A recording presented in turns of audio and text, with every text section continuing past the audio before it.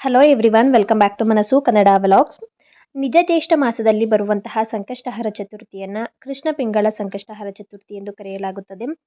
ಪ್ರತಿ ಸಂಕಷ್ಟಹರ ಚತುರ್ಥಿಯಂದು ಹೇಗೆ ಗಣೇಶನ ಪೂಜೆಯನ್ನು ಮಾಡಲಾಗುತ್ತದೋ, ಹಾಗೆ ಉಪವಾಸದ ವ್ರತವನ್ನು ಆಚರಿಸಲಾಗುತ್ತದೋ, ಅದೇ ರೀತಿಯಾಗಿ ಈ ಕೃಷ್ಣ ಪಿಂಗಳ ಸಂಕಷ್ಟಹರ ಚತುರ್ಥಿಯ ದಿನದಂದು ಪೂಜೆಯನ್ನು ಮಾಡಿ ಉಪವಾಸದ ವ್ರತ ಆಚರಣೆಯನ್ನು ಮಾಡಬೇಕು.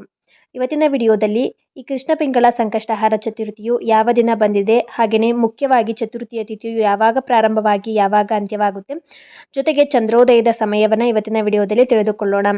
ಜುಲೈ 3ನೇ ತಾರೀಕು ಶುಕ್ರವಾರ ಈ ಬಾರಿ ನಿಜ ಜ್ಯೇಷ್ಠ ಮಾಸದಲ್ಲಿ ಬಂದಿರುವಂತಹ ಕೃಷ್ಣ ಪಿಂಗಳ ಸಂಕಷ್ಟಹರ ಚತುರ್ಥಿಯ ಆಚರಣೆಯನ್ನು ಮಾಡಬೇಕು.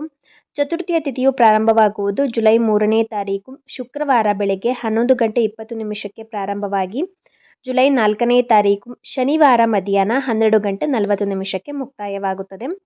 ನಮಗೆ ಸೂರ್ಯ ಉದಯದ ತಿಥಿಯು ಜುಲೈ 4ನೇ ತಾರೀಕು ಶನಿವಾರ ಇದ್ದರೂ ಕೂಡ ಈ ಸಂಕಷ್ಟಹರ ಚತುರ್ಥಿಯನ್ನು ಜುಲೈ 3ನೇ ತಾರೀಕು ಶುಕ್ರವಾರದಂದು ಆಚರಣೆಯನ್ನು ಮಾಡಬೇಕು.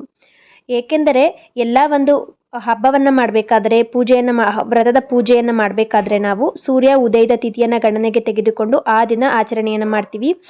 ಆದರೆ ಸಂಕಷ್ಟಹರ ಚತುರ್ಥಿಗೆ ಮುಖ್ಯವಾಗಿ ಚಂದ್ರೋದಯದ ಸಮಯ ಬೇಕು. ಹಾಗಾಗಿ ಚಂದ್ರೋದಯದ ಸಮಯವನ್ನು ಗಣನೆಗೆ ತೆಗೆದುಕೊಂಡರೆ ನಮಗೆ ಜುಲೈ 3 ಶುಕ್ರವಾರ ಚಂದ್ರೋದಯದ ಸಮಯ ಬರುತ್ತದೆ ಚತುರ್ಥಿ ತಿಥಿ ಇರಬೇಕಾದ್ರೇ.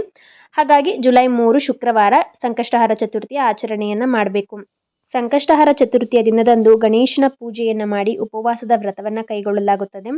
ಈ ಸಂಕಷ್ಟಿಯ ಉಪವಾಸದ ವ್ರತ, ಸಂಕಷ್ಟಿ ವ್ರತವನ್ನು ಕೈಗೊಂಡಿರುವವರು ಅವರ ಪೂಜೆಯು ಪೂರ್ಣ ಆಗಬೇಕು, ಸಂಕಷ್ಟಿ ವ್ರತ ಪೂರ್ಣ ಆಗಬೇಕು, ಹಾಗೆಯೇ ಪೂರ್ಣ ಪ್ರಮಾಣದ ಒಂದು ಫಲ ಅನ್ನೋದು ಪ್ರಾಪ್ತಿಯಾಗಬೇಕು ಅಂದರೆ ಚಂದ್ರನ ದರ್ಶನವನ್ನು ಆ ದಿನ ರಾತ್ರಿ ಮಾಡಬೇಕು.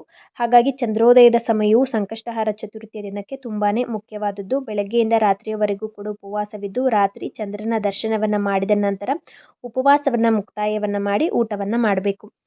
ಜುಲೈ 3 ಶುಕ್ರವಾರ ಚಂದ್ರೋದಯದ ಸಮಯ ರಾತ್ರಿ 9:48 9:50 ಈ ಸಮಯಕ್ಕೆ ಚಂದ್ರನ ಉದಯವಾಗುತ್ತದೆ.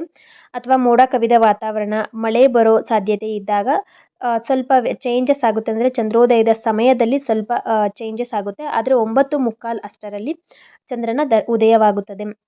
ನನ್ನ ಮುಂದಿನ ವಿಡಿಯೋದಲ್ಲಿ ಕೃಷ್ಣ ಪಿಂಗಳ ಸಂಕಷ್ಟಹರ ಚತುರ್ಥಿಯ ಪೂಜೆಯನ್ನು ಹೇಗೆ ಮಾಡಬೇಕು, ಉಪವಾಸವನ್ನು ಹೇಗೆ ಆಚರಣೆಯನ್ನು ಮಾಡಬೇಕು, ಉಪವಾಸಕ್ಕೆ ಯಾವೆಲ್ಲ ನಿಯಮಗಳನ್ನು ಪಾಲನೆಯನ್ನು ಮಾಡಬೇಕು ಅನ್ನುವ ಸಂಪೂರ್ಣ ಮಾಹಿತಿಯನ್ನು ತಿಳಿಸ್ಕೊಡ್ತೀನಿ.